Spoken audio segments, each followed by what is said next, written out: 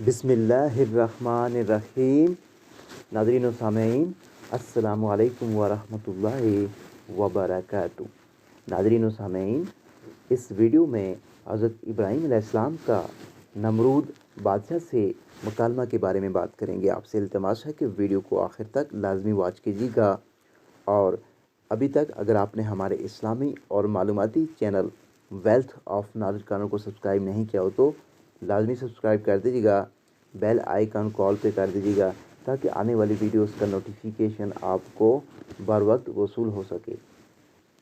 جب حضرت ابراہیم علیہ السلام کو اللہ تعالیٰ نے قوم کی سازش سے بچا لیا تو نمرود بادشاہ کو اس بارے میں بڑی تشویش ہوئی۔ اس نے سوچا کہ اگر ابراہیم علیہ السلام کی دعوت و تبلیغ اسی طرح جاری رہی تو یہ لوگوں کو میری بادشاہت سے متنفر کر دے گا، جس سے میری حکومت چلی جائے گی۔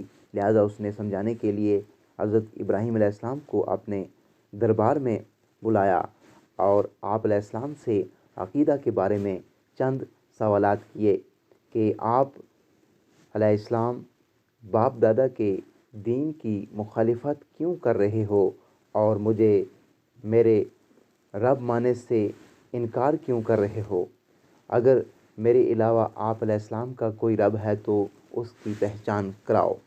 آپ علیہ السلام نے نمرود کو اللہ رب العزت کی پہچان کروائی۔ فرمان الہی ہے جس کا ترجمہ یہ ہے: کیا آپ نے اس شخص نمرود کے معاملہ پر غور نہیں کیا جس نے ابراہیم علیہ السلام سے اس کے رب کے بارے میں جھگڑا کیا، جب کہ اللہ نے اسے حکومت دے رکھی تھی؟ جب ابراہیم علیہ السلام نے کہا کہ میرا رب تو وہ ہے جو زندگی اور موت دیتا ہے، تو اس نے کہا میں بھی زندہ کرتا اور مارتا ہوں۔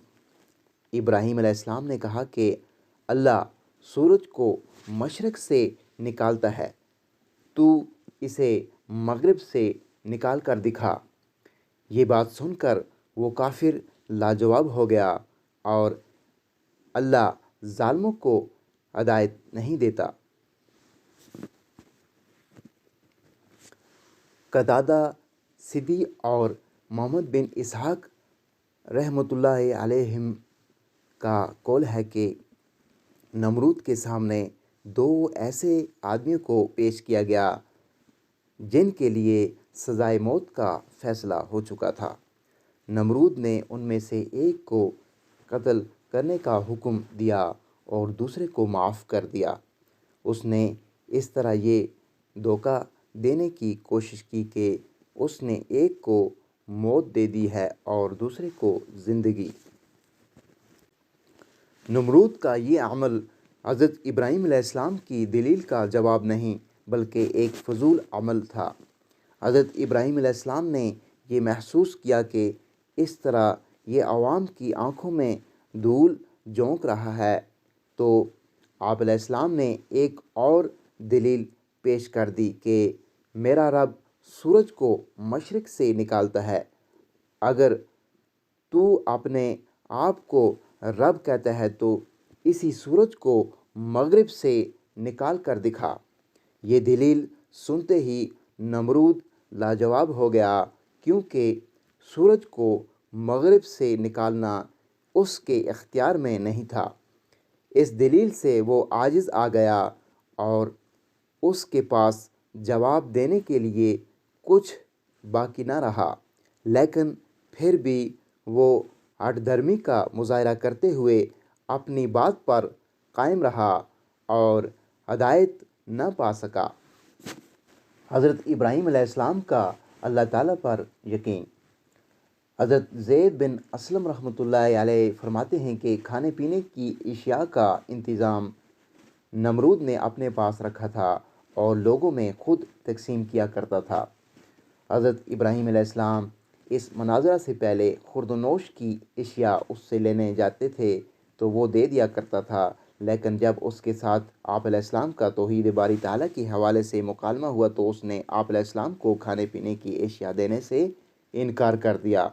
آپ علیہ السلام کو اللہ تعالیٰ پر بڑا اعتماد تھا کہ اللہ تعالیٰ ہی تمام لوگوں کو کھانے پینے کی اشیاء فراہم کرتا ہے اور بیمار ہونے پر انہیں شفا دیا کرتا ہے۔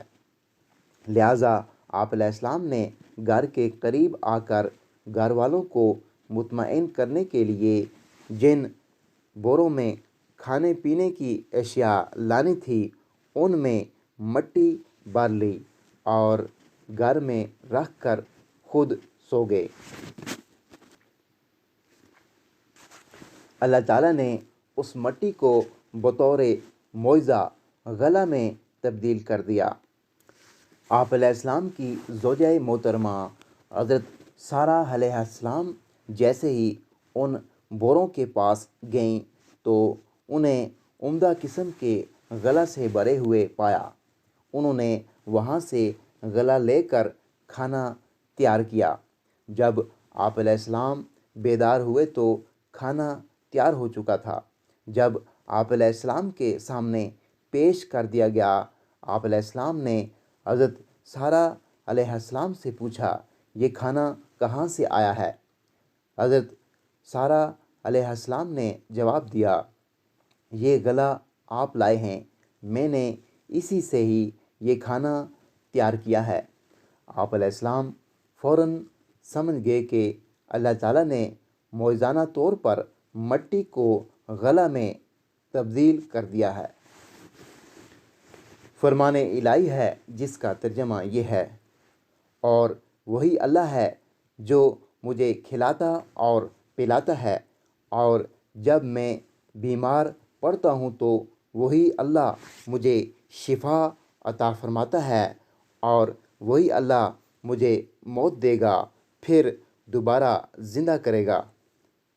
اور جو شخص بھی پرہیزگاری اختیار کرتا ہے وہ اللہ اس کے لیے مشکلات سے نکلنے کا راستہ بنا دیتا ہے اور اسے ایسی جگہ سے رزق دیتا ہے جہاں سے اسے گمان بھی نہیں ہوتا، اور جو اللہ پر بھروسہ کرتا ہے تو وہ اسے کافی ہو جاتا ہے۔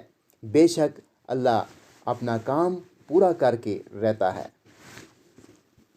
ناظرین و سامعین، ویڈیو کو دوسرے لوگوں کے ساتھ لازمی شیئر کر دیجیے گا، اپنی قیمتی آراء سے ہمیں مطلع کیجیے گا۔ اگلی ویڈیو تک مجھے دیجیے اجازت۔ اللہ نگہبان۔